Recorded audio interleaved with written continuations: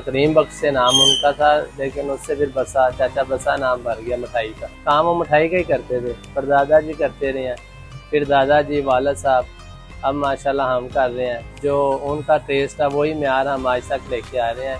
ये 1910 की कायमशुदा हमारी। ताज़ा दूध से हम खोया उतार के फिर खोए से हम बर्फ़ी बनाते हैं। लोग बहुत दूर से आते हैं स्पेशल बर्फ़ी लेने, आउट ऑफ कंट्री भी बहुत जाती है।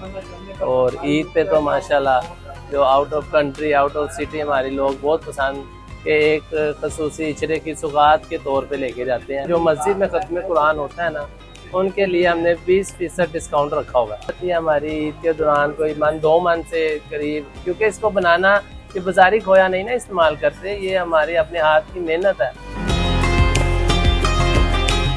लाहौर खानों के हवाले से बड़ा मशहूर है, तो मैंने पूछा कि यहाँ पर बहुत सारी शॉप्स हैं, बहुत सारी फ्रेंचाइजेज हैं, सबसे अच्छी मिठाई कौन सी है जो यूनिक हो और जो सबसे ओल्ड टेस्ट वाली हो।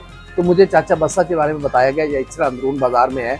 तो इसकी बर्फ़ी बहुत अच्छी है, इसकी जो रसमलाई है वो बहुत अच्छी है, और ख़ासकर बर्फ़ी इसकी बहुत ज़्यादा मशहूर है। बाकी मिठाई भी है, लेकिन इसकी रसमलाई और बर्फ़ी वो बहुत ज़्यादा मुझे पसंद। सॉफ्ट होती है, खाने में मज़ा आता है, मतलब मज़ा आता है आपको खाते हुए। मुझे तकरीबन हो गए हैं, तकरीबन 15 साल तो हो गए हैं इनके साथ। बाकी मिठाई भी अच्छी है, इनकी दूध भी अच्छा था, कढ़ाई वाला दूध भी बड़ा अच्छा। झील का हलवा आता है वो मुझे बहुत पसंद है, बहुत सर्दियों में बनाते हैं, वो बहुत मज़े का।